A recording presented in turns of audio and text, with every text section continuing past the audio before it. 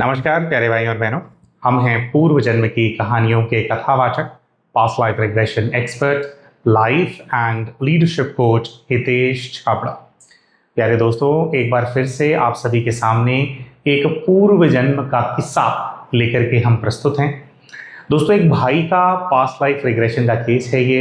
एक ऐसा भाई जिसने बताया कि उनके इमोशंस की कदर उनके परिवार वालों को बिल्कुल भी नहीं है। परिवार वाले उनके इमोशंस को लेकर के बहुत ज्यादा इनसेंसिटिव हैं, यानी कि उनको अपने जीवन के अंदर किसी भी परेशानी से गुजरना पड़े, इस चीज से इनके घर वालों को कोई फर्क नहीं पड़ता है। उनको केवल मतलब एक चीज से है कि भैया हमारे प्रति जो तुम्हारी जिम्मेवारी है वो पूरी होनी चाहिए। और कई बार तो वो जिम्मेवारी का जो जैसे एक वो होता है ना कि भाई कि हमारे प्रति ये तो तुम्हारा काम है करना, तो वो ऐसी ऐसी छोटी चीजें होती हैं कि यहाँ ये व्यक्ति मरने को हो रहा होगा और वहां पर उनकी डिमांड होगी कि मुझे तो एल्पेनलीबे टॉफी ही चाहिए थी, मेरे लिए पल्स क्यों खरीद करके ले आए, एल्पेनलीबे बोली थी, अब जाके एल्पेनलीबे खरीद करके लाओ मेरे लिए, है ना, चाहे उसको डेंगू हो रखा हो बंदे।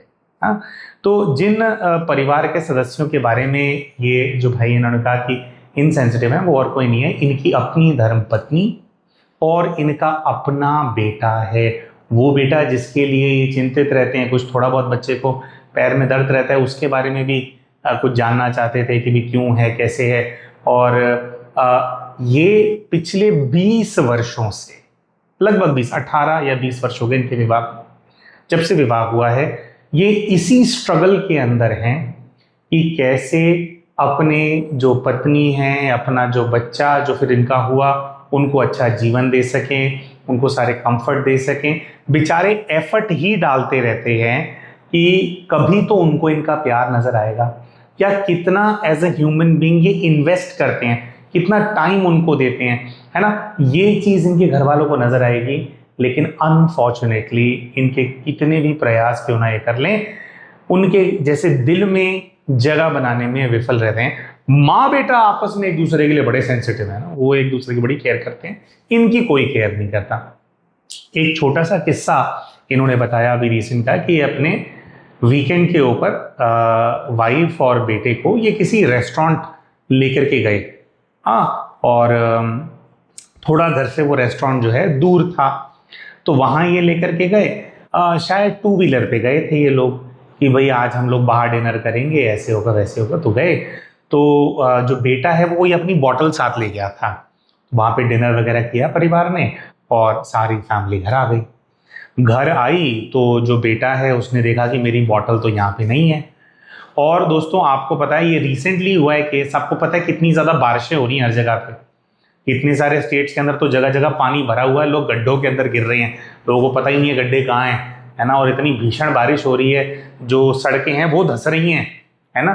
तो कोई बंदा जो पानी अगर भरा हुआ हो, अंदाजे से भी चले कि यहाँ तो कोई गड्ढा नहीं है, उसको पता नहीं है कि जमीन कभी भी पाताल लोक में चली जाती, तो स्कूटर चलाते चलाते आदमी पाताल लोक में भी जा सकता है। तो ऐसी भीषण बारिश और सब जगह जल भराव, लेकिन इनकी पत्नी ने और इनके बेटे ने अत चक दी है कि मेरे को नहीं पता, भाई सानू नहीं पता, मैनू तो मेरी बोतल चाहिए, कि मेरे को तो मेरी बोतल चाहिए ही चाहिए। वो अत चक देना मतलब अति कर देते हैं ना, कि वही वाली पानी की बोतल चाहिए। तो इन्होंने ये भी एक्सप्लेन किया कि बेटा दूसरी पानी की बोतल ले लेंगे, पानी की बोतल ही तो है, तो दूसरी दिला दूंगा मैं, बाहर ठीक नहीं है भी वो ये वो। तो उन्होंने घर में तूफान मचा दिया कि नहीं वही चाहिए, अभी चाहिए, गुम हो जाएगी वरना क्या पता कोई ले जाए। तो ये कहते हैं कि भीषण बारिश के बीच में आजकल तो थंडरस्टॉर्म अलर्ट चल रहे हैं, है ना, हर जगह पे अलर्ट के मैसेजेस भी सरकार से फोन पे आ जाते हैं बार बार, टें टें टें थंडरस्टॉर्म अलर्ट, है ना। उसके बीच में ये भाई वो रेस्टोरेंट गया है 4-5 किलोमीटर 6 किलोमीटर जो दूर था, वहाँ जा कर के बोतल ली है, बोतल लेकर के वापस आया है। यानी अपने जो पिता है उसकी जान की जो कीमत है ना, क्योंकि ऐसे में इंसान बीमार हो सकता है, कोई हादसा हो सकता है, पोल गिर रहे होते हैं, पेड़ गिर रहे होते हैं ना, उससे ज्यादा कीमत उस बोतल की है, क्योंकि वो फेवरेट बोतल है। हाँ, और ये आप देख लो ऑलमोस्ट जवान लड़का बात कर रहा है, 15-16 साल का लड़का है इनका, है ना। तो ये तो मतलब इनके साथ क्या होगा उस चीज से कोई भी फर्क घर वालों को नहीं है। तो ये जानना चाहते थे कि मैं इतना ज़्यादा इन लोगों के लिए करता हूँ, उसके बावजूद भी ये लोग इतने इनसेंसिटिव क्यों हैं, मेरा प्रेम इनको नज़र क्यों नहीं आता, है ना। मतलब मैं परिवार का हिस्सा क्यों नहीं हूँ, मैं खाली एक काम करने वाला, जैसे एक मेल काम वाली बाई क्यों हूँ मैं घर के अंदर, हाँ, कि सिर्फ मैं ये सिर्फ प्रोवाइड करने के लिए हूँ, आदमी हूँ तो क्या मेरे इमोशंस नहीं है। तो बहुत ज़्यादा भाई इस चीज़ के अंदर अपसेट थे, तो जानना चाहते थे।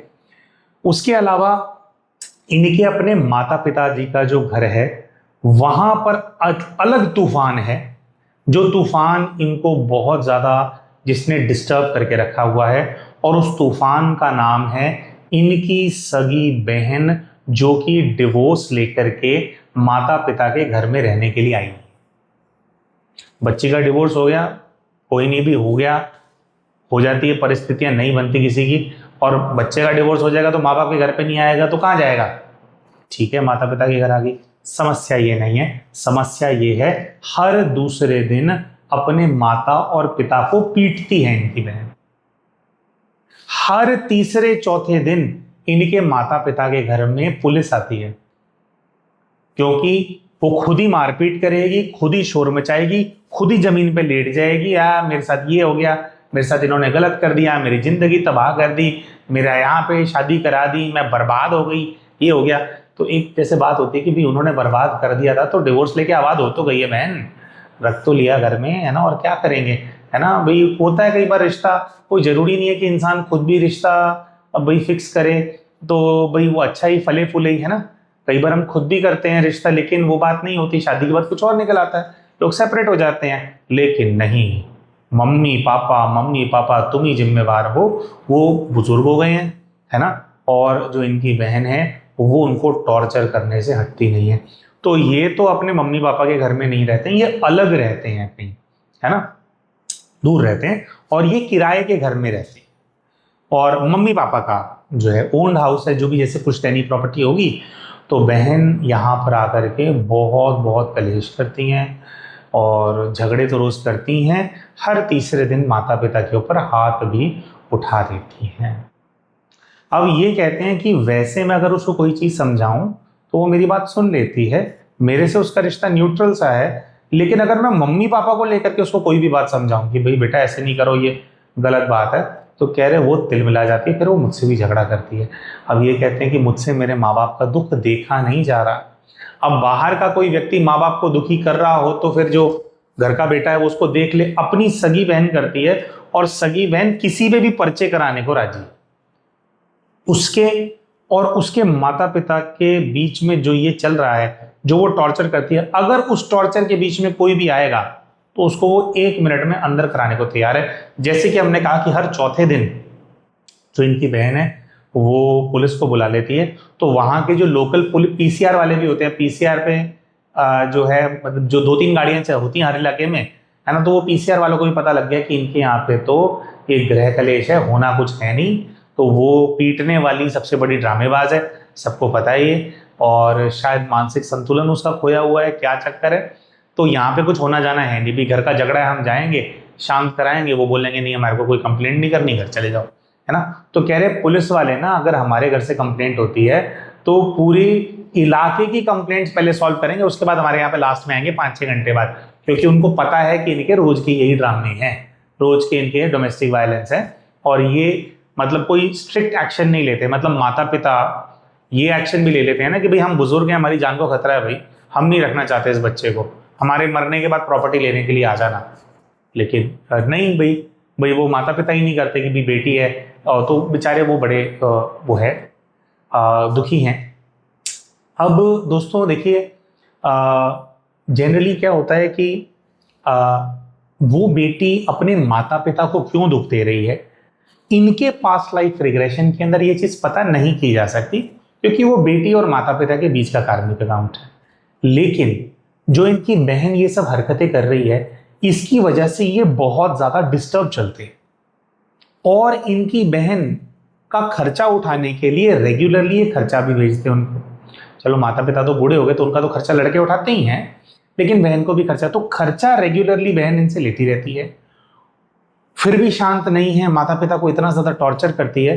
तो माता पिता भले ही डायरेक्टली वो लोग टॉर्चर हो रहे हो, लेकिन इनको बहुत दुख मिल रहा है, मानसिक तौर से बहुत ज्यादा एंगेज्ड है, और मानसिक तौर से इनको ये है कि मेरे अपने घर के अंदर भी मेरी कोई वैल्यू नहीं है, और वहां पर भी मतलब कोई, मैं अगर सोच लूँ ना कि चलो मम्मी पापा के घर ही रह लेता हूँ जाकर के एक हफ्ता, यहाँ पे तो मुझे कोई पूछता नहीं है, तो वहां पर तो मतलब माहौल ऐसा है कि वहां पे जैसे दो देशों के बीच में गोलीबारी चल रही होती है, उसके बीच में जाके खड़े होने वाली बात है, कब आकर गोली मत्थे में बजेगी पता ही नहीं लगेगा, है ना, झगड़ा उनका होगा, फंस में जाऊंगा।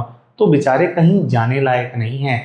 तो ये इस हिसाब से जानना चाहते थे कि यार मैं क्यों इन लोगों के इस चक्कर के बीच में फंसा हूं, क्यों मैं मेंटली जो है डिस्टर्ब हूं। अच्छा, तो ये मम्मी पापा के साथ इनका क्या कार्मिक अकाउंट है, बहन मम्मी पापा से क्या कार्मिक अकाउंट है, ये जानना चाहते थे। अपनी वाइफ और बेटे से क्या कार्मिक अकाउंट है, ये जानना चाहते थे। उसके अलावा इनकी एक रिक्वेस्ट थी, वो ये थी, ये जानना चाहते थे कि भी मैं ना अपना घर बनाना चाहता हूँ, क्योंकि किराए पे रहते हैं, है ना, मैं अपना घर बनाने का प्रयास कर रहा हूँ, तो मेरा घर कब तक बन जाएगा, मैं अपना घर बना पाऊंगा या नहीं बना पाऊंगा, ये बात ही जानना चाहते थे भविष्य के बारे में। तो वीडियो के बिगिनिंग में ही हम ये बात बोल देते हैं प्यारे भाई और बहनों कि देखिए, जो भविष्य होता है ना, भविष्य की कोई भी बात होती है, चाहे आप किसी एस्ट्रोलॉजर से चीज पूछे, एस्ट्रोलॉजर अपना जो प्लैनेटरी मूवमेंट्स होती हैं और आपका जन्म कब हुआ, वो कैसे आपकी लाइफ को इम्पैक्ट कर रहे हैं, उसके प्रमाण जो है वो अपनी कैलकुलेशंस करके आपको एक चार्ट बना करके देते हैं कि these are the possible things जो कि आपकी लाइफ में होने वाली हैं। या आप हमारे, जैसे हमारा पास्ट लाइफ रिग्रेशन का काम है, गाइड से हमारे को मैसेज लेना होता है ना, तो उनसे हम लेकर के चलें कि भाई क्या लगता है ना, फ्यूचर के लिए। या और भी कई सारी विद्याएं होती हैं जिससे पॉसिबल फ्यूचर जो है भी किस दिशा में चीज आगे बढ़ेगी इसका अंदाजा मिल जाता है। लेकिन हम ये बात क्लियरली बोलना चाहते हैं कि जो बताया जाता है या जो मैसेज आता है वो एक अंदाजा है ना। तो हम सोचते हैं कि भाई वो तो गाइड से मैसेज आया, तो गाइड से भी देखो मैसेज जो आता है, या आप एस्ट्रोलॉजी चार्ट ले लो या कोई और विद्या ले लो, इनसे क्या होता है कि आज आपकी एनर्जी किस हिसाब से ऑपरेट कर रही है, किस तरह की परिस्थितियों का निर्माण हो रहा है, आप कितना एफर्ट डाल रहे हो, वो एफर्ट आप किस इंटेंशन से डाल रहे हो, है ना।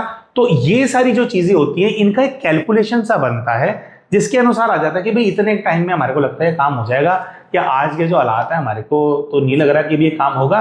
लेकिन बहुत बार क्या होता है कि आपको मान लीजिए कोई टाइमलाइन दे दिया, इनके केस में कुछ टाइमलाइन दिया गया, इनको हम बाद में बताएंगे, तो उससे फिर क्या होता है कि कई बार क्या होता है, फिर हम बैठ जाते हैं कि अच्छा इतने टाइम में हो जाएगा। पुरुषार्थ के बिना कुछ नहीं होता जी। आज जो आपको आगे गाइडलाइन मिलेगी ना कि ये होगा, ये इस चीज के प्रमाण है कि आज आपकी लाइफ के अंदर क्या परिस्थिति है, और पीछे के जो कर्म आप करके आ रहे हो वो क्या कर्म है, और अभी कैसा दिख रहा है कि आप किस प्रकार के कर्म करोगे, आपके हालात कैसे दिख रहे हैं, है ना। लेकिन अगर कोई चीज को एक्सपर्टाइट करना है और व्यक्ति सही दिशा में अपने एफर्ट्स लगाए, अपने जो कर्म है उनको, जैसे कई साधना ही लगा लो आप, अपने विक्रम विनाश करना ही लगा लो आप, या फिजिकली जो आप एफर्ट लगाते हो आप उसको ज्यादा लगा पा रहे हैं, ज्यादा अपने माइंड को आप क्लियर रख पा रहे हैं, है ना। तो ऐसा नहीं है कि उतने टाइम में वो चीज होगी, जल्दी भी हो सकता है। और कई लोग क्या होता है भाई केयरलेस हो जाते हैं कि भाई ठीक है भाई तो हो ही जाएगा, ठीक है। तो जितने एफर्ट अभी आपको लगाने थे, क्योंकि पुराने कर्म से भाग्य बना है वो एक अलग बात है, लेकिन अभी तो कर्म करना है। ये वाले कर्म के अंदर जब मैनिपुलेशन आ जाता है, जब हमारी सोच बदल जाती है, तो जितने टाइम में वो चीज एक्सपेक्ट की गई थी वो चीज फिर होनी मुश्किल हो जाती है, बहुत बार फिर वो नहीं होती है। इसीलिए हम हमेशा रेकमेंड करते हैं कि आप, विशेषकर हम लोगों से तो जब आप डील करें, तो क्या जीवन में घटित हो रहा है, क्यों जटिल परिस्थितियां आ गई हैं, उनका रेवल्यूशन, ताकि आपके ऊपर जो मन पे भार है कि मेरे साथ ही क्यों, आप उस चीज की दिशा के अंदर जाएं, भाई उसके आप जवाब लें, और अपनी परिस्थिति को ठीक करने के लिए, सुख को, शांति को वापस जीवन में लाने के लिए, चीजों को स्ट्रीमलाइन करने के लिए किस दिशा में मुझे एफर्ट्स डालने चाहिए, है ना। क्या मतलब सोल्यूशन है, एफर्ट्स किस दिशा में डालने चाहिए, वो है मत सोल्यूशन। भाई इस पे आप फोकस करें, रादर देन पूछना कि भी कितने टाइम में ये वाली चीज हो जाएगी, ये होगा या नहीं होगा। इस तरह से जवाब लेने से बल्कि चीजें बिगड़ जाती हैं, है ना। हमारे पुरुषार्थ से हम ऊपर नीचे हो जाते हैं। तो हालांकि इनके लिए जवाब आया है, लेकिन फिर भी हमने आपको एक हमारा पर्सपेक्टिव दे दिया इसके ऊपर कि किस चीज के ऊपर आपको फोकस करना चाहिए। देखो, जो भी जिंदगी के अंदर उलझने होती है ना, उसका मेन कारण यही होता है हमारे कार्मिक अकाउंट्स हैं, और जो है हम हमारे पापों का जो बोझ होता है उसके नीचे धसे हुए होते हैं, ठीक है। तो वो बोझ कैसे वो हल्का हो जाएगा, कैसे हमने जो गलत किया है, जो हम फंस गए हैं अलग अलग चीज़ों में, उसमें से बाहर निकलने के लिए क्या प्रयास करना है, इस दिशा में ही जो व्यक्ति है उसको अपनी बुद्धि, अपना तन मन धन और जो भी अपनी शक्ति है, जो अपना प्रयास है वो करना चाहिए, रादर देन नोइंग कि अच्छा ये हो जाएगा क्या, वो हो जाएगा, ऐसा हो जाएगा क्या, है ना।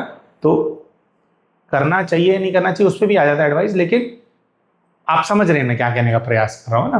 तो पुरुषार्थ पे ज्यादा फोकस करना चाहिए इंसान को। अगर आप सही पुरुषार्थ करते हैं तो चीजें अपने आप सॉर्ट होने लग जाती, ठीक है जी। तो हमने इनकी परेशानी आपको बता दी, क्या ये जानना चाहते थे बता दिया आपको। तो इनके पूर्व का जीवन सामने आया था, एक ही जीवन के अंदर सभी किरदार सामने आ गए थे, सारे उत्तर सामने आ गए थे। तो क्या निकला इनके पूर्व के जीवन में आप सभी को बताएंगे, लेकिन उससे पहले हम शाउट आउट देना चाहते हैं प्यारे भाई और बहनों हमारे चैनल के उन व्यूअर्स को जिन्होंने अभी रिसेंटली हमारे चैनल को एज अ मेंबर ज्वाइन किया है। दोस्तों यूट्यूब के ऊपर इनके यूजर नेम्स, इनके यूजर आईडीज कुछ इस प्रकार से हैं: खुला रहे दरबार सत्येंद्र कुमार, संचिका शर्मा, हरिप्रिया, निमीशा ढोले, श्रीश पटेल, मेघना सिनारकर, home with Kusum, Tanupriya design और अनीता। ये कुछ ऐसे भाई बहन हैं, उनके YouTube के यूजर आईडीज हैं जिन्होंने अभी रिसेंटली हमारे चैनल की मेंबरशिप के लिए ऑप्ट किया है। हम सभी भाई बहनों को बताना चाहते हैं कि हमारे चैनल पे 2 प्रकार की मेंबरशिप्स अवेलेबल हैं। एक होती है हीलिंग सर्कल। हीलिंग सर्कल के अंदर जो भी भाई या जो भी बहन चैनल की मेंबरशिप के लिए ऑप्ट करते हैं उनको हर महीने एक ग्रुप के अंदर पास्ट लाइफ रिग्रेशन का सेशन अटेंड करने को मिलता है, जिसके अंदर अपनी किसी एक परेशानी को लेकर के वो अपना ये सेशन करा पाते हैं। सारे ये जो मेंबरशिप वाले सेशंस होते हैं यूट्यूब लाइव के माध्यम से होते हैं, ठीक है जी। और जो हीलिंग सर्कल वालों का जो ग्रुप पीएलआर होता है वो जनरली मंथ के फर्स्ट वीक में करा दिया जाता है। जब भी कोई सेशन होता है, मान लीजिए जो निर्धारित समय अगर आप उस पर नहीं भी कर पाए तो उसकी रिकॉर्डिंग 24 घंटों तक लाइव रिकॉर्डिंग अवेलेबल रहती है। तो आप अपनी कन्वीनियंस के हिसाब से मतलब फिर कोई दूसरा टाइम उस पर भी आप कर सकते हैं। फिर जो दूसरी मेंबरशिप है उसका नाम है healing circle plus. Healing circle plus के अंदर महीने में 2 ग्रुप के पास्ट लाइफ रिग्रेशन के सेशंस आपको अटेंड करने को मिलते हैं।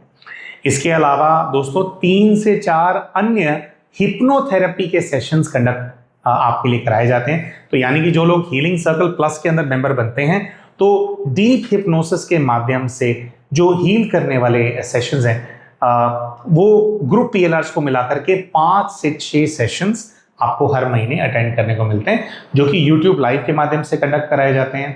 दोस्तों कई लोग प्रश्न पूछते हैं कि भी पता कैसे चलेगा, आपने जैसे आप चैनल के मेंबर बनते हैं तो हमारा जो चैनल है यूट्यूब चैनल है उसके कम्युनिटी पोस्ट पे भी हम 2-3 दिन पहले बता देते हैं कि भैया ये सेशन होने वाला है। हमारे वीडियोस में भी हम अनाउंस कर देते हैं कि ये सेशन होने वाला है। फिर हमारा एक व्हाट्सएप चैनल है, व्हाट्सएप चैनल, उसके अंदर भी जो लिंक है, अगर आप व्हाट्सएप चैनल को फॉलो करते हैं उसके अंदर भी जो सेशंस होने वाले हैं तो उनकी जानकारी आती है। फिर जिस दिन सेशन होना होता है, अब आपको हमने पहले ही डेट और टाइम बता दिया, तो जिस दिन सेशन होना होता है उस दिन फिर जो है फिर सेशन का जो लाइव का लिंक है वो यूट्यूब पे तो ऑटोमेटिकली आएगा ही, क्योंकि उस पर लाइव हो रहा है तो नोटिफिकेशन आ जाता है सब लोगों को। और जो हमारा व्हाट्सएप चैनल है उसके ऊपर हम लिंक शेयर कर देते हैं कि भाई ये सेशन है, आप इसको ज्वाइन कर लीजिए। कुछ भाई बहन कहते हैं कि नोटिफिकेशन नहीं आता, तो हमारा जो चैनल है उसका नोटिफिकेशन जो है हमारे चैनल का वो ऑन कर लीजिए, ताकि जब भी हम वीडियोस अपलोड करें या फिर जब भी हम जो ये लाइव वगैरह है हो तो आपके पास नोटिफिकेशन आ जाए और आप लाइव को मिस ना करें।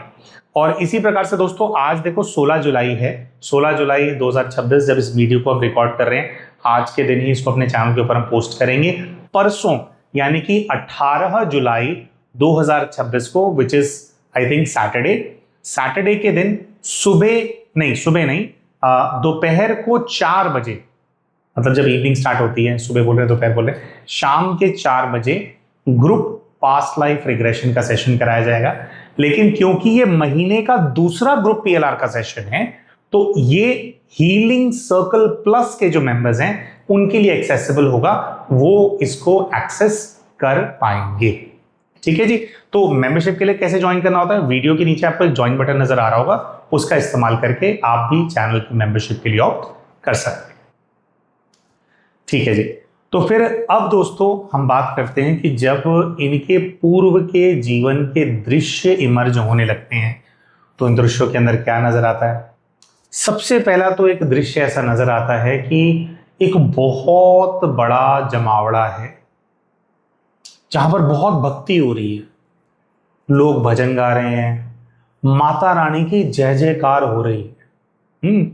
बड़ा ही भक्ति भाव से भरा हुआ एक एनवायरनमेंट नजर आ रहा था। काफी शोर भी था उस एनवायरनमेंट के अंदर। एक गांव है और गांव के जो गांव के लोग हैं वो बहुत बहुत ज्यादा एक्साइटेड हैं कि देवी माँ आ गई हैं, देवी माँ प्रकट हो गई हैं। तो आगे दृश्य के अंदर जाया जाता है कि भाई देवी माँ प्रकट हो गई हैं, तो कहाँ है देवी माँ। तो ऐसा दिखाई देता है कि लगभग 10-11 वर्ष की आयु की एक कन्या है जिसको पूरी तरह से सजाया धजाया गया है, उसको चुन्नी उड़ाई गई है, उसका श्रृंगार किया गया है। तो नॉर्मल लोग जैसे कपड़े पहनते हैं उनसे कुछ अलग वो कन्या लग रही है और उसको अंदर से किसी कमरे से बाहर लाया जा रहा है।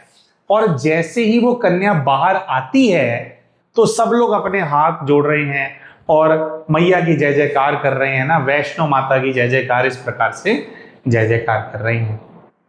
और फिर दृश्य के अंदर कुछ ऐसा होता है कि भाई हाँ जी भाई दर्शन हो गए जी, अच्छा, लेकिन मैया जो है वो पूरा जहां से भी वो दर्शन दे रही थी वो अपने कदम पूरे बाहर नहीं रखेंगे, जमीन पे पैर नहीं रखेंगे, बस वो ऐसे चौखट पे आते हैं, दर्शन देते हैं और फिर जो है वो चले जाते हैं। ठीक है। तो सब लोग फिर जो है वहां से डिस्पर्स हो जाते हैं, वो माहौल सा बन गया, फिर डिस्पर्स हो जाते हैं, वो बाद में आना दूसरा टाइम है उस पर मैया मिले। हाँ, तो इस प्रकार का दृश्य सामने आता है। अब इस दृश्य को समझने का प्रयास किया जाता है कि कौन है ये देवी माँ, क्या कहानी है इसकी, कोई चमत्कार किया है क्या इस बच्ची ने, है ना। या चमत्कारिक रूप से कई बार क्या होता है, कुछ पुण्य आत्माओं के जन्म हो जाते हैं, है ना। तो जब वो जन्म होते हैं तो अकस्मात पॉजिटिविटी आ जाती है पूरे गांव के अंदर, पूरे गांव का कल्याण होता है ना। वो जैसे चरण होते हैं ना किसी किसी बच्चे के, पैर बड़े अच्छे होते हैं, दैवी कुल की आत्मा होती है, तो वो आते हैं तो फिर आसपास सबकी परिस्थितियां बदल जाती हैं, घर वालों की परिस्थितियां बदल जाती हैं। तो ऐसा समझा जाता है कि भाई ये तो जो है देवी माँ ने जन्म ले लिया हमारे घर में। तो भाई एक्सप्लोर करने का प्रयास किया जाता है कि भाई क्या है। तो जब ये बच्ची देवी के रूप में सामने आई, उस समय से कुछ समय पीछे जाया जाता है दृश्य में, कि और पीछे जाएंगे, देखते हैं कि चक्कर क्या है। अब वही स्थान है जहां पर सब लोग हाथ जोड़ करके खड़े थे, जहां पर भजन हो रहे थे, जहां पर देवी माँ आई तो लोग बड़े खुश हो गए। अब वही, और पहले क्या है, अभी अभी वो बड़ी खुशहाल और भरा पूरा जैसे सब कुछ हो ऐसी स्थान नजर आ रहा था। डंगर बच्चे भी हैं वहां पर, है ना, खाने पीने की सामग्री है, फल फ्रूट हैं, ऐसा दिख रहा है कि भाई नई पुताई हुई है घर के अंदर, जो भी स्थान है उस पर डिजाइन बने हुए हैं, मतलब अमीरी नजर आ रही है। लेकिन जैसे पीछे जाया जाता है तो ऐसा दिखाई देता है कि जैसे वही घर है लेकिन टूटा फूटा है, खाने पीने को वहां पर कुछ नहीं है, लाले पड़े हुए हैं। और उस घर के अंदर एक दंपति है जिसके 3 बच्चे हैं। एक तो वही वाली कन्या है, लेकिन वो कन्या अभी रेगुलर कपड़ों के अंदर है, दूसरे बच्चों की तरह खेल रही है, 8-9 साल की होगी, 9-10 वर्ष की होगी। और उसके 2 और भाई बहन है, एक बहन है एक भाई है। तो 3 बच्चे हैं दंपति के, और बहुत परेशान है, क्या करें कैसे करें कुछ समझ में नहीं आता। और ये जो दंपति है, इनमें जो पति है वो मतलब घर की दरिद्री देख करके कि खाने पीने को नहीं है, परेशानी देख करके वो ऐसा होता है कि मैं बाहर से होकर के आता हूँ भाई, मैं झेल नहीं पाऊंगा। तो उसकी जो पत्नी है वो घर में परेशान है बेचारी, और ये आदमी जो है बाहर निकल जाता है। और बाहर जाकर के ऐसा दिखाई देता है कि जो पुरुष है 3 बच्चों का पिता, ये अपनी परेशानी अपने किसी मित्र को बता रहा है। और जो इसका मित्र है, मित्र बड़ा तेज आदमी है। अब ये तो गांव के लोग हैं और वो शहरों में घुमा हुआ है, उसने थोड़ी दुनिया उसने देखी हुई है, तो वो उसको एक आइडिया देता है। तो ऐसा कुछ है कि जो सबसे बड़ी बच्ची है वो पूरी तरह से नॉर्मल नहीं है। इनके परिवार में जिस बच्चे ने जन्म लिया ना, वो पूरी तरह से नॉर्मल नहीं। क्या समस्या है उस बच्ची के साथ, ये तो खैर सामने नहीं आई, लेकिन एक रेगुलर बच्चे थोड़ा अलग है कुछ वो बच्ची, ठीक है। और गांव है तो वहां पर कोई जो है ये अब डॉक्टर से चेकअप तो करा नहीं रहे कि बच्चे को क्या है, डाउन सिंड्रोम है क्या है ना। 100 तरह की चीजें हो जाती है बच्चों के साथ अनफॉर्चुनेटली, है ना। कई बच्चे ऐसे भी होते हैं हाइपर एक्टिव होते हैं और कई प्रॉब्लम होती है, ऑटिज्म होता है, ऑटिस्टिक होता है। तो कोई चेकअप नहीं है, चेकअप नहीं हुआ है, थोड़ा पुराना टाइम है, तो गाँव में रहते हैं। और ये जो बंदा है ये बड़ा हुआ है, तो वो इनको एक आइडिया देता है। वो ये कहता है कि जो तेरी बड़ी वाली बच्ची है ना, लड़की है ना, इसको ना हम देवी का दर्जा दे देते हैं। इसको हम ऐसा बोलते हैं कि माता रानी रेगुलर इसलिए बात नहीं करती क्योंकि वो केवल आशीर्वाद देती हैं, दृष्टि देती हैं वो। और माता रानी की शक्ति जिस शरीर के अंदर होती है वो शरीर उतना हैंडल नहीं कर पाता उसको। तो मतलब उसने कोई अपना एक स्क्रिप्ट उसने रेडी की हुई थी, तो वो ऐसे ऐसे बोलता है कि भाई ऐसे ऐसे हम करेंगे, तो इसको ये कर देते हैं। अब जो ये बेटी का पिता होता है, इसको आधी बात समझ में आती है, आधी नहीं आती। तो ये कहते हैं कि देखो भाई, इससे ना गरीबी दूर हो सकती है ना। गांव में कुछ जैसे समस्या वगैरह भी चल रही होगी कि भाई अगर ऐसा बोलेंगे तो देवी के दर्शन करने के लिए आएंगे लोग। तो मेरी बात मान, हम इसको ट्राई करते हैं, मैंने बहुत जगह ये चीज़ होती हुई देखी है, ऐसे वो बोलता है। तो जो व्यक्ति परेशान होता है, अब घर में तो दिक्कत तो है ही, इनफ खाने पीने को नहीं है, जैसे तैसे गुजारा हो रहा है, तो कहता है कि चल ठीक है देखेंगे, मैं सोचता हूँ, और ऐसा कुछ बोल करके वो चल जाए। अब ये जो व्यक्ति होता है, जो तेज फिल्म होता है, जो आइडिया दे रहा था दोस्त, अब वो तो अपने घर चले गए, बट इसको आइडिया जो है, अपना ही आइडिया कुछ ज्यादा ही भाग गया था। तो वो क्या करता है, अगले दिन वो गांव के अंदर ये बात फैला देता है कि मुझे देवी का साक्षात्कार हुआ है और देवी ने मुझे सपने में आकर के बताया है कि मूर्ख लोगों, तुम्हें पता ही नहीं है, मैंने तो तुम्हारे गांव के अंदर जन्म ले रखा है, मैं तुम्हारे गांव में आई हुई हूं। तो ये कहते हैं कि अच्छा आई हुई है देवी माँ, तो मतलब सबको ऐसे बताता है कि भी ऐसे ऐसे सत होती है, उसमें बैठ करके सबको बता रहा होता है कि भी ऐसे ऐसे मेरे को तो ये चीज हुई है अभी। और उनसे पूछते हैं कि भी देवी माँ ने तुम्हारे को बताया कि कौन हूं मैं। तो ये व्यक्ति क्या करता है, ये जानबूझ करके उस कन्या का नाम नहीं बोलता कि ये है, लेकिन वो कुछ हिंट्स देता है उसके बारे में और कुछ निशानियां बताता है कि देवी माँ ने बताया कि भी ये निशानी है, इस तरह से मैं एक्ट करती हूँ, शरीर के अंदर ये होता है ना।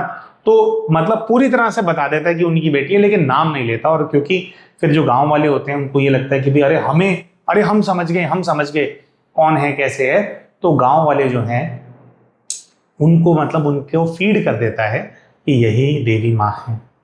और फिर गांव वाले जो हैं मतलब एकदम से एक्साइटेड हो जाते हैं कि भाई ऐसे ऐसे है, और बात फिर फैल जाती है। तो सारे गांव वाले जो हैं वो देवी माँ के दर्शन करने के लिए अपना चढ़ावा लेकर के, फल फ्रूट लेकर के, अलग अलग लोग अलग अलग चीज़ें लेकर के, कोई चुन्नी लेकर के आ रहा है, कोई कुछ लेकर के आ रहा है ना, कोई अनाज की बोरी लेकर के आ रहा है कि भाई माता रानी को हम अर्पण करेंगे। सीधा पहले ही विजिट के अंदर ये सारी सामग्री के साथ लोग वहां पहुंच जाते हैं। और पहुंच जाते हैं तो ये अपने जो इनके मित्र होते हैं उनको बोलते हैं कि भाई ऐसे ऐसे हुआ है, सब लोगों ने कहा है, सब लोग कह रहे हैं कि तुम्हारी ही बेटी है। ये नहीं बोलता कि मैंने इनिशिएट किया, वो बोलता सब लोग बोल रहे हैं कि तुम्हारी ही बेटी है वो देवी माँ। हाँ तो भाई ऐसे ऐसे माता रानी के दर्शन कराओ, माता रानी के दर्शन कराओ। अब जब पहली बार ये चीज हुई होती है तो जो कन्या का पिता होता है वो थोड़ा हिचकिचाता है कि भाई नहीं ऐसी तो कोई बात नहीं है, नहीं ऐसी बात नहीं है, और ऐसा वो कुछ बोलता है। लेकिन जो सब सामान लोग लेकर के आए होते हैं, धीरे धीरे वो सामान उसकी आंखों से टपकने भी लग जाता है। उसको दिखाई देता है कि भाई ये तो जो है पूरे महीने भर का राशन ले आए हैं। हाँ, तो वो पूरी तरह से मना भी नहीं करता और कुछ वो करता है कि चलो ठीक है ऐसे ऐसे है। तो वो बच्ची आती है। अब जैसे बच्ची सामने आती है, लोग उसको छूने का प्रयास करते हैं, पैर छूने का प्रयास करते हैं। तो ये जो तेज फिल्म वाला दोस्त होता है वो चौधरी बनकर के बीच में आता है कि नहीं, देवी माँ को कोई छुएगा नहीं। देवी माँ, जैसे वो अपने आप मैनेजर बना लेते हैं ना अपने आप को, जैसे फिल्म स्टार होते हैं, फिल्म स्टार के ना मैनेजर्स होते हैं। मैनेजर सब कुछ मैनेज करता है, उनकी सिक्योरिटी, कौन उनसे कितनी बात करेगा, अपॉइंटमेंट देना, उनकी सर्विसेज बुक करनी है, तो तो मेरे थ्रू होकर के जाओ, है ना। तो वो वाला मैनेजर बन जाता है एकदम से कि नहीं नहीं भैया ऐसे ऐसे नहीं है, भैया आप ऐसे है, चलो आप देवी माँ के दर्शन आज कर लिया आप लोगों ने, ठीक है, अब आप कल आइएगा या शाम को आइएगा, इस टाइम आइएगा। तो सारी सामग्री वो होती है, वो रख करके गाँव वाले वहाँ से चले जाते हैं।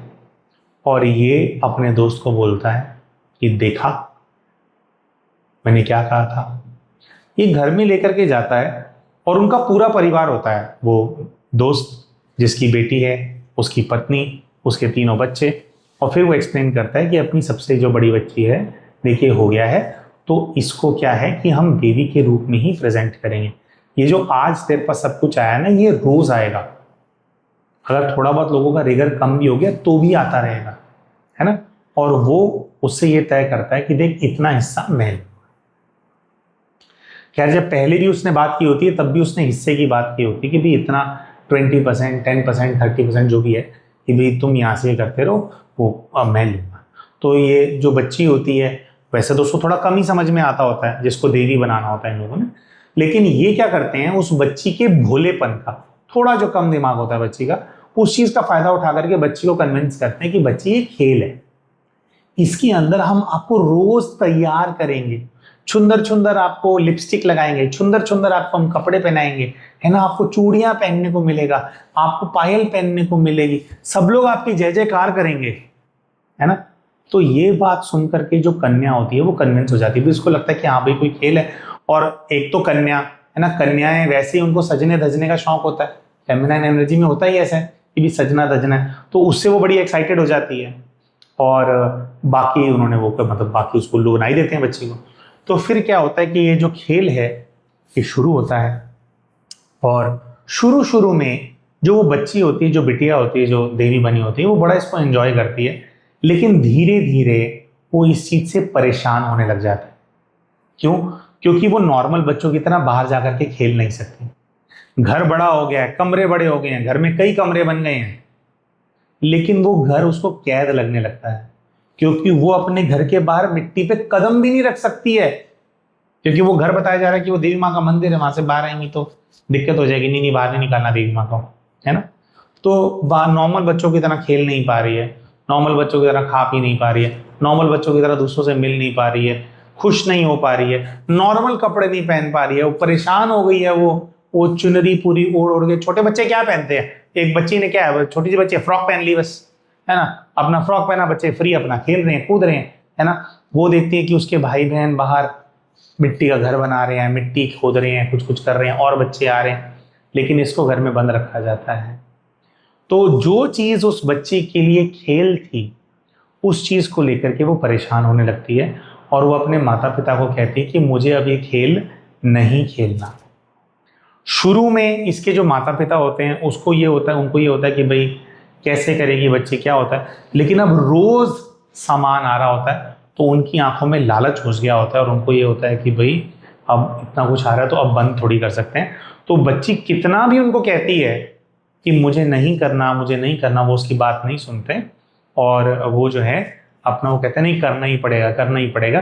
तो घर के अंदर बच्ची के साथ एक टॉर्चर सा शुरू हो जाता है, मतलब बच्ची एक तो कैद हो गई, है ना, और दूसरा उसके माता पिता उसकी भावना नहीं समझ रहे हैं ना।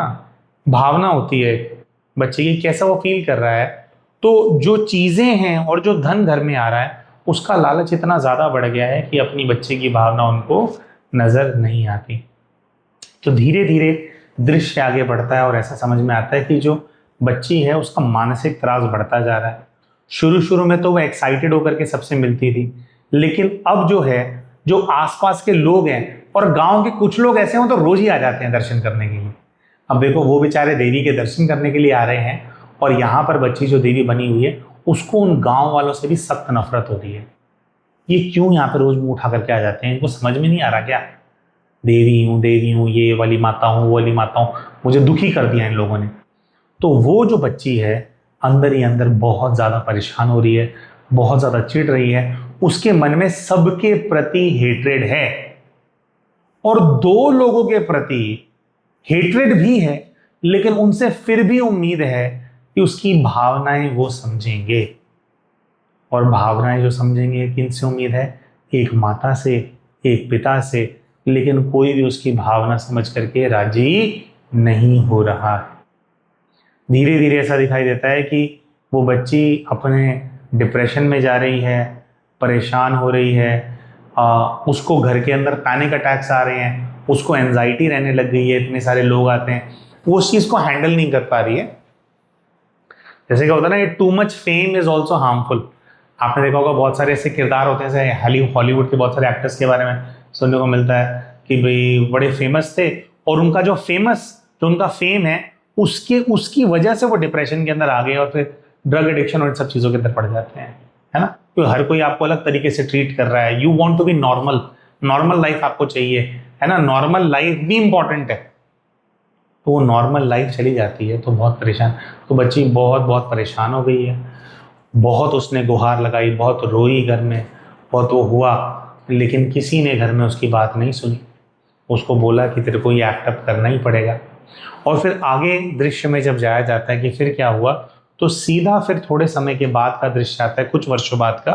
तो जहां पर बिटिया दर्शन देती थी, वहां पर बिटिया ना होकर के एक मूर्ति है और एक समाधि सी बनी हुई है। उसी जगह पे, उसी के प्रांगण में समाधि बनी हुई है और लोग उस मूर्ति के सामने हाथ जोड़ रहे हैं, जिससे कि ये समझ में आता है कि हालांकि वो 10 साल की बच्ची थी, लेकिन अगले कुछ वर्षों के अंदर ही उस बच्ची की मृत्यु हो गई। और जब बच्ची की मृत्यु हुई तो घर वालों ने पूरे गांव में बात फैला दी कि माता रानी इतने ही समय के लिए यहाँ पे आई थी, माता रानी हमारे को आदेश दे करके गई है कि भाई आपको जो है, मेरे को यहाँ पर मेरी मूर्त है, इसमें मैं विराजमान रहूंगी, ये शरीर नश्वर है, इसको मैं छोड़ करके जा रही हूँ, इसका मैं त्याग कर रही हूँ। कह रहे माता रानी ये बोल करके गई है, जबकि बच्ची अपने डेथ बेड पे अपने अंतिम समय में भी अपने माता पिता को, जब वो बहुत बीमार थी, बहुत तेज बुखार था, यही कह रही थी कि मुझे देवी नहीं बनना, मुझे देवी नहीं बनना, मैं नहीं करना चाहती, माँ नहीं बनना, नहीं बनना। तो उसको चुप करा रहे थे, चाहते थे ठीक हो जाए, लेकिन एक बार भी उस बच्ची को एक्नॉलेजमेंट नहीं दिया गया कि ठीक है तुझे नहीं करना, हम नहीं करेंगे, हम ये बंद करा देंगे। जबकि दोस्तों ये भी तो किया जा सकता था, चलो एक बार आपने कर लिया, ये भी किया जा सकता था कि पहले देवी माँ आते थे इनमें, अब उन्होंने आना, उन्होंने कहा कि अब मेरा जो है ये चीज़ अब कहीं और होगी, कहीं और मेरा पार्ट होगा, तो माँ कहीं और के लिए प्रस्थान करके आशीर्वाद दे गई है, तो अब इनमें से वो चीज़ चलेगी, ये भी बोला जा सकता था। लेकिन नहीं, वो बच्ची 2-3 साल मतलब उस रूप में वो करी और 13-14 वर्ष की आयु में बच्ची की मृत्यु हो गई। तो ये होता है दोस्तों पूर्व का पूरा जीवन जो कि सामने आता है। अब मैं ऐसा समझता हूं कि आप लोगों ने थोड़ा जज किया होगा कि कौन सा व्यक्ति क्या किरदार होगा, है ना। तो आपके सामने अब हम प्रस्तुत करते हैं। हमें ऐसा लगता है कि जो वीडियो का जो एक्सप्लेनेशन आया है, थोड़ा सा आप लोगों ने गलत जरूर गेस किया होगा। हमारे को कमेंट करके बताना कि आपने सही गेस किया था कैरेक्टर्स को या गलत गेस किया था। तो सबसे पहले तो जो कन्या जिसको जबरन देवी बनाया गया था, जिससे उसका बचपन छीन लिया गया था, वो और कोई नहीं है पर जो हमारे क्लाइंट हैं, इनकी वो बहन है जो कि माता पिता को बहुत ज्यादा टॉर्चर करती हैं। और पूर्व के जीवन में उस कन्या के, जिसको देवी बनाया गया था, उसके जो माता पिता थे वो इस जीवन में उनके माता पिता ही हैं। पूर्व के जीवन में बहुत ज़्यादा उम्मीदें थी उसको, बहुत ज़्यादा उम्मीदें थी कि मेरे माता पिता मेरी भावना समझेंगे, लेकिन जबरन उससे वो चीज़ कराएगी जो वो नहीं करना चाहती थी, तो कैद कर दिया गया उसको लालच के चलते। दोस्तों जब ये बात जो हीलर है उन्होंने क्लाइंट को एक्सप्लेन की थी, तो उन्होंने ये भी एक्सप्लेन किया था कि देखो जो ये कन्या है ना, जो आपकी बहन है, वो इसलिए इतना ज़्यादा टॉर्चर कर रही है क्योंकि इस जीवन के अंदर हम ऐसा समझते हैं कि इसको आपका मकान चाहिए, जो माता पिता का घर है वो इस लड़की को चाहिए, उसको लेना है, तो वो टॉर्चर कर रही है। तो हीलर ने पूछा क्लाइंट से कि क्या ये बात सच है। तो दोस्तों देखिए यहाँ पे क्लाइंट ने क्या बोला। क्लाइंट ने कहा कि आपकी बात पूरी तरह से सत्य है और इसीलिए हम किराए के घर में भी रहते हैं, क्योंकि वहाँ पे वो कलेश बहुत ज़्यादा करती है। और क्लाइंट ने कहा कि भाई हमारे माता पिता जैसे बुजुर्ग हैं, तो आगे जब भी होता है, मतलब शरीर अगर छोड़ते भी हैं, तो हमने ये चीज़ डिसाइड कर रखी है, मैंने डिसाइड कर रखी है कि मैं ये मकान नहीं लूँगा, ये मकान बहन को ही दे दूँगा, इसको ही देना है, मतलब ये ही रखेगी, हम इसमें से हिस्सा नहीं लेंगे। तो ऐसा मैसेज आया इनके लिए कि क्योंकि आपने ये चीज़ डिसाइड कर रखी है ना कि आपको ये मकान नहीं लेना है, इसीलिए आपके ऊपर इतना प्रभाव नहीं है, ये इतनी ज़्यादा रुष्ट नहीं है। माता पिता का मकान उसको चाहिए ही चाहिए। क्यों ऐसा कर रही है? पूरा उसी को ही चाहिए, क्योंकि पूर्व के जीवन में उसको एक्सप्लॉइट करके, एक प्रकार से मेंटल एक्सप्लॉइटेशन हुआ बच्ची का, है ना, मानसिक स्तर पे, है ना, तो जो उसका शोषण हुआ एक प्रकार से मानसिक स्तर पे, और उसको दिखा दिखा करके जो पैसा दूसरों से लिया गया, अपना घर भरा गया, वो सारा हिसाब आपके माता पिता से वो पूरा करना चाहती है। जो कुछ उन्होंने कमाया था इनके नाम से, वो सब कुछ इनसे छीन लेना चाहती है आपके माता पिता से, इसीलिए वो ऐसा कर रही है। और टॉर्चर इतना ज्यादा क्यों करती है? क्योंकि उसने बहुत बहुत गिड़गिड़ाई थी, वो सालों साल अपने माता पिता के सामने गिड़गिड़ाई थी, लेकिन उन्होंने वो जो ये काम शुरू कर दिया था, ये काम बंद नहीं किया, बच्ची टॉर्चर होती रही, तो वो टॉर्चर वो माता पिता को वापस दे रही है।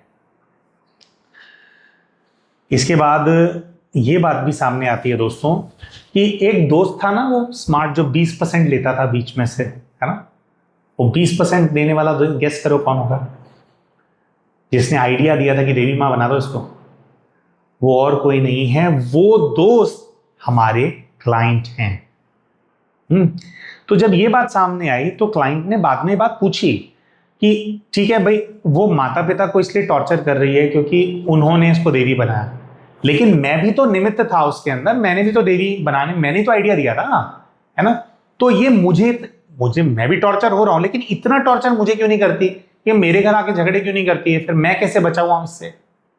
तो इसके अंदर एक्सप्लेन किया गया क्लाइंट को कि देखिए, भले ही आप निमित्त बने उसके अंदर, आपने उस चीज को इनिशिएट कराया, लेकिन फिर भी दो बातें, एक तो ये कि आप बाहर वाले थे, तो आपने कुछ किया, तो फिर भी बच्ची को आपसे कोई उम्मीदें नहीं थी, या तो बाहर के व्यक्ति हो, उसको उम्मीदें अपने माता पिता से ही थी, है ना, कि वो उसका दुख समझेंगे।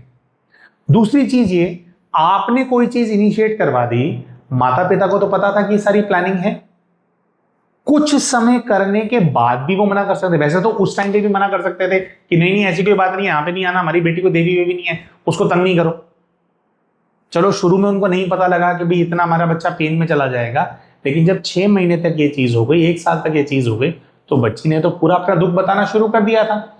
उसके बाद भी वो चाहते तो माता पिता रोक सकते थे इस चीज को, लेकिन माता पिता ने नहीं रोकी वो चीज। आप बाहर वाले व्यक्ति हो, जबरदस्ती थोड़ी देवी बना दोगे उसको, वो कर तो माता पिता रहे हैं ना, आपने शुरू करवाया, लेकिन मेन इस चीज के अंदर धकेल करके रखने का जो काम है वो माता पिता का था, इसलिए उनको टॉर्चर करती है। और आप जो हिस्सा लेते थे, इनको बताया गया कि एक बहुत लंबे समय से आप जो इनको धन की हेल्प करते रहते हो ना, है ना, तो आपके पास जो आया था आप उसको चुका रहे हो एक्चुअली में। उसके अलावा जो घर है, आपने जो पहली वेव ऑफ कर रखा है, उसको पता है कि आप नहीं लोगे, आपने बोल रखा है उसको कि हम नहीं लेंगे, आपका ही होगा। तो कह रहे उसके हिसाब से उस आत्मा के अंदर संतोष है कि भाई जो ये इससे मैंने लेना था, ये अपने आप दे रहा है मेरे को, तो आपको दुखी नहीं कर रही है, और आपसे एक्सपेक्टेशन थी भी नहीं। मेन टॉर्चर के लिए वो जिम्मेवार अपने माता पिता को ही मानती है। फिर इसके अंदर दोस्तों 2 किरदार और हैं। जो ये माता पिता थे ना दोस्तों, इनके ना 3 बच्चे थे, आपको याद होगा। सबसे बड़ी बेटी जिसको देवी बना दिया, और 2 बच्चे और थे, एक और बेटी और एक सबसे छोटा बेटा। तो उनके जो दूसरे जो 2 बच्चे थे, वो हमारे जो क्लाइंट हैं, इनकी पत्नी और इनका बेटा है।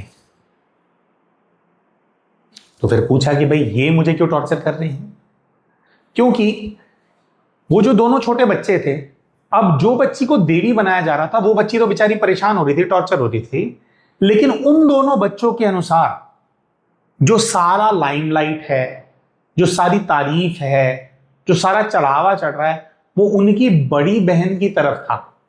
उन दोनों के अनुसार, अब क्योंकि वो लड़की को घर में ही रखना होता था एक तरह से कि बाहर ना निकल जाए, कुछ ही हो जाए, तो माँ और पिता उसके आसपास ही बैठे रहते थे। तो घर के जो बाकी दो बच्चे थे उनको पूरा टाइम ये फील होता था कि इसको तो बना दिया देवी और हम दोनों को बिल्कुल अटेंशन नहीं दी जाती है, हमारे इमोशंस की कदर ही नहीं है। और वो वाले जो दोनों बच्चे थे उनको गुस्सा आता था इस आदमी पे जिसने कि आइडिया दिया, क्योंकि जो घर वाले लोग थे ना, माता पिता और उनके तीनों बच्चे, देवी वाले बच्चे को कम समझ में आता था, बाकी दोनों बच्चे तो ठीक थे, उन सबको पता था कि ये प्लानिंग है। तो उनको ये होता था यार हमारे में से किसी को बना देते, मेरे को क्यों नहीं बनाया, है ना, मैं बन जाता या मैं बन जाती, भी तो बन सकती थी, मैं और अच्छे से एक्टिंग करती, है ना। तो उनको ये था कि सेंटर ऑफ अट्रैक्शन इसको बना दिया, अटेंशन सारी इसको दिलवा दी, हमारे को कोई पूछता ही नहीं है, उसके यहाँ पे फल के टोकरे लगे रहते हैं, हमें कुछ खाना हो तो बोल दिया जाता है कि वहां से बर्तन में से निकाल करके खा ले, इसके मुंह में भी डालते हैं वो लोग खाना उठा करके। तो उनको जो अटेंशन नहीं मिला अपने माता पिता से, उसका जिम्मेवार वो दोनों बच्चे इनको मानते थे, हमारे क्लाइंट को, और इस जीवन में वो इनकी पत्नी और इनका बेटा बन करके आए हैं। तो जो उनको अटेंशन नहीं मिला वही अटेंशन जैसे वो आत्माएं जानबूझ करके इनको नहीं देती, यही है जिसकी वजह से हमारी बेकदरी हुई थी, इसकी बेकदरी। बाकी जो घर बनाने का प्रश्न इन्होंने पूछा था उसके अंदर ऐसा निकल करके आया था कि आने वाले 3 वर्षों के अंदर ऐसा दिख रहा है, पॉसिबिलिटी दिख रही है कि आप अपना घर बना पाएंगे। और घर भी इनको क्यों बनाना है, क्योंकि किराए के घर में रहते हैं, वहां से इनको कुछ मिलना नहीं है, वो बिटिया ही लेकर के जाएगी। तो घर जो है ये अपना 3 वर्षों के अंदर बना पाएंगे, ऐसा आया। लेकिन जैसे कि पहले भी हमने वीडियो के बिगिनिंग में भी हमने बोला था, ये एक अंदाजा है, एक इंट्यूशन आता है, वहां से आता है कि भाई 3 सालों तक घर बनता हुआ इसकी पॉसिबिलिटी दिख रही है। पर सोचिए अगर ये भाई पुरुषार्थ करना छोड़ दे, काम धंधा करना छोड़ दे, ऐसा तो होता नहीं है कि भाई 3 सालों तक कुछ नहीं होगा और फट देनी से 3 साल के बाद अचानक से घर बन जाएगा, नहीं। तो जो कंसिस्टेंट एफर्ट्स डालने हैं इनको, है ना, अपने काम के अंदर, अपने जो भी इनका बिजनेस है, जो भी जॉब है, जो सेविंग्स करनी है, वो सब इनको करना है। धीरे धीरे धीरे धीरे बिल्ड होता है and then you reach a stage कि अच्छा आप उस चीज को फिर फाइनलाइज कर पाते हैं। लेकिन 3-1 साल के अंदर बनने के जो चांसेस हैं वो उसकी पॉसिबिलिटी जो है सामने से आ रही थी। बाकी सॉल्यूशन इनकी प्रॉब्लम का, इनके केस के अंदर सॉल्यूशन यही ही आया है कि जो इनकी पत्नी और बच्चा है उनके प्रति इनको क्षमा योग करना चाहिए, आत्मिक तौर पे क्षमा मांगनी चाहिए, और उनको जो अकेला इन्होंने कर दिया परमात्मा से शक्ति लेकर के, उनको संपन्नता की कि वो भरपूर हो रही है आत्माएं। हालांकि लौकिक तौर पे ऐसे ही देखा जाता है कि पिता को ही सब कुछ करना है, लेकिन जो कमी हो जाती है ना जीवन के अंदर, समृद्धि की, खुशी की, अटेंशन नहीं मिला, तो ऐसे केस में क्या है कि सोमनाथ जी की एनर्जी जो है सामने वाले व्यक्ति को दी जाती है। तो सोमनाथ जी का ध्यान करके इनको अपने जो पत्नी और बेटा है उनसे क्षमा मांगनी चाहिए, और उनको सोमनाथ जी की गोल्डन एनर्जी दोनों को देनी चाहिए इमर्ज करके। ये इनके लिए आया। बहन के लिए आप क्या कर सकते हो, बहन के लिए इनके लिए आया कि आपको बीच में नहीं आना, आप दूर ही रहो, खामखा लपेटे में आ जाओगे। बहन कैसे ठीक होगी उसके लिए ये आया कि एक तो आपकी जो बहन है, जो माता पिता हैं, जो बुजुर्ग हैं, उनकी प्रोटेक्शन के लिए जो ज्योतिर्लिंगों के पर्चे हैं उनको उनके घर में पहुंचाओ। ठीक है, हम हमेशा बोलते हैं हमारी वीडियोस के अंदर जो पर्चे हैं उनका पीडीएफ का लिंक हम सबके साथ शेयर करते हैं। आप सिंपली उसको डाउनलोड करके आप कहीं से भी कलर प्रिंट आउट निकाल सकते हैं। उसमें जो परमात्मा शिव हैं उनके जो 18 निशान हैं, जो सर्व ज्योतिर्लिंग हैं उनके चिन्ह होते हैं, है ना, उनकी फोटोज होती हैं, और कैसे परमात्मा शिव ने जो 18 मुख्य कर्तव्यों का निर्वाह किया, जिसकी वजह से जो संपूर्णता है, जो संपन्नता है, जो परिवर्तन है, परिवर्तन संपूर्ण होता है, उसकी संपन्नता होती है, महापरिवर्तन का कार्य संपन्न होता है, उनके उन कर्तव्यों की एनर्जी इन 18 ज्योतिर्लिंगों के अंदर होती है, इन सभी 18 निशानों में होती है। तो एक तरफ जो उनके स्मृति चिन्ह होते हैं और दूसरी तरफ कौन से शिवलिंग की, कौन से ज्योतिर्लिंग की क्या महिमा है, उससे क्या शक्ति रेडिएट होती है, उसका एक्सप्लेनेशन होता है। तो बहुत अच्छा, बहुत हाई एनर्जी, हाई वाइब्रेशन है पर्चे के अंदर, है ना। तो हम पीडीएफ का लिंक इस वीडियो के अंदर भी शेयर कर देंगे, तो वो जो है आप उसको डाउनलोड कर सकते हैं। उसके अलावा दोस्तों आज 16 जुलाई है, आज ही के दिन से 18 ज्योतिर्लिंगों के ऊपर बेस्ड जो मेडिटेशन कोर्स है उसी क्लासेस शुरू होने वाली हैं, जो कि क्लासेस पूरी तरह से निःशुल्क होती हैं। तो जो इस वीडियो के पिंड कमेंट के अंदर हम पीडीएफ का लिंक डालेंगे डाउनलोड करने के लिए, उसके साथ साथ जो है हम एक व्हाट्सएप ग्रुप का लिंक भी डाल देंगे। आप उस व्हाट्सएप ग्रुप को ज्वाइन कर लीजिए, है ना। उसको ज्वाइन करने में कोई चार्जेस नहीं, हो गए और जैसे हम कोई भी ग्रुप हम ज्वाइन कर लेते हैं, वो ग्रुप को आप ज्वाइन कर लो, व्हाट्सएप ग्रुप को। उसके अंदर शाम को जो डिटेल्स हैं, मतलब मीटिंग ज्वाइन करने की जो डिटेल्स है, जूम के ऊपर ये क्लासेस होती हैं, 1 से 1.5 घंटे की क्लास होती है। 8 PM के आसपास क्लास शुरू होती है। इसकी क्लास 8 PM इसलिए रखी जाती है कि भाई जैसे भाई बहन होते हैं वो काम पे अपने गए होते हैं, जॉब पे गया, किसी ने अपने दुकान देखनी, कुछ करना है, तो 8-8:30 PM ऐसा टाइम होता है कि भाई व्यक्ति जो है सब कुछ निपटा करके अपना आ जाता है ना।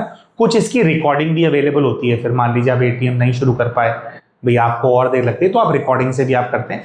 पर वैसे रेकमेंड ये किया जाता है कि जिस समय पर क्लास शुरू होगी आप लाइव जूम के माध्यम से ही उस क्लास के अंदर आप ज्वाइन करें, क्योंकि बाद में जैसे कुछ आपको समझ में नहीं आया, बाद में कुछ आप प्रश्नोत्तर वगैरह आप कर सकते हैं, फर्दर क्लैरिटी आप ले सकते हैं, है ना। रिकॉर्डिंग में तो जो बताया गया और जो किसी और ने पूछ लिया वही है।